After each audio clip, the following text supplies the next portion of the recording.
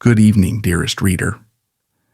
Once upon a time, a captain was mutinied by his own crew members and forced to walk the plank into the sea, where he swam to a nearby island. But make no mistake, I'm not talking about the infamous Captain Jack Sparrow. My name is Elizabeth Collins, born in 1928, and I'm the daughter of the renowned Regency romance author Georgina Buckingham. I never knew my father, and my mother never spoke of him. I was educated at boarding school for most of my life and spent my free time with my close friends Alice, Charles, and Dudley, as well as my loyal dog, Beau. During one of our school breaks, we entered my mother's library despite being warned not to do so a million times. We did it anyway. After all, we're children, and what's life without a little mischief? We searched section after section of the library, shelf by shelf. Oh, how enormous it was until we grew weary. The object of our desire was my mother's latest, yet unpublished novel. As always, we wanted to be the first to read it before anyone else, even her publisher. But it seemed this time, my mother wasn't going to make it easy. It became a challenge we were willing to accept. "Guys, I found it!" Alice frantically screamed, a rush of excitement coursing through her veins as her face turned red from jumping up and down like a kangaroo. I rose from the fourth drawer of my mother's writing table as the four of us leaped onto the comfy couch positioned in front of the fire. "Well, what are you waiting for?" Dudley asked Alice, who gave him the side-eye. "Light the fire," she replied. "We do that every time. Why won't you two ever light the fire?" he whined. "Aren't you supposed to be strong and masculine?" I chimed in, mimicking Dudley's habit of showing off his arms to the other girls. Alice and Charles laughed. They couldn't get enough of it.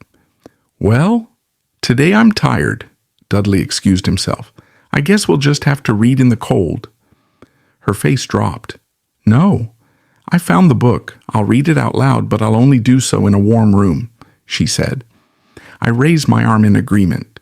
Charles walked off before tapping his younger friend and whispering, "Why bother? It's not like you can ever win." He smirked. Meanwhile, Alice looked pleased with herself. A little while later, we were now gathered together. I sat to the left, while Charles sat the right of his sister. Meanwhile, Dudley, being Dudley, decided it was best for him to hog all the warmth the fire had to offer, as he sat on the floor, his toes daring it to burn him. A little while later, we were now gathered together. I sat to the left, while Charles sat to the right of his sister. Meanwhile, Dudley, being Dudley, decided it was best for him to hog all the warmth the fire had to offer, as he sat on the floor, his toes daring the flames to burn him. "I believe now would be the right time to open the book, Alice," he said calmly, his voice soothing the tension, anxiety, woe, and impatience in the room. "I do believe Dudley will burn himself from impatience." "It won't open," Alice said. "What do you mean it won't open?" "It's glued to the page, literally." I took the book from her small arms and tried with all my might, but, like she said, it won't open. Charles smiled at us, and Dudley gave us a death stare. We all knew better than to joke about any matters involving my mother's stories. He loved them and was like a child who couldn't part with his blanket. And so, without a word more, we gave him the book to give it a try. As he tried, suddenly at the other side of the house, Beau began to bark aggressively, sensing we were in the forbidden room. It was as if he knew the louder he barked, the quicker we had to calm him down to avoid drawing attention to ourselves. I leaped to my feet when the patting on the door began. I moved twice as fast as normal, but my heart said, "Hold on to your hat." When I opened it, he went silent. He bolted toward Dudley and grabbed the book with his teeth. It was bad enough that he couldn't open the book. Now he had to chase Beau around the library. Meanwhile, saliva drooled all over the wooden floor as the young dog seemed to enjoy himself, before he bumped into one of the bookshelves, knocking the book out and leaving it fully open. As Alice and I rushed to Beau's side, The ground trembled beneath our feet.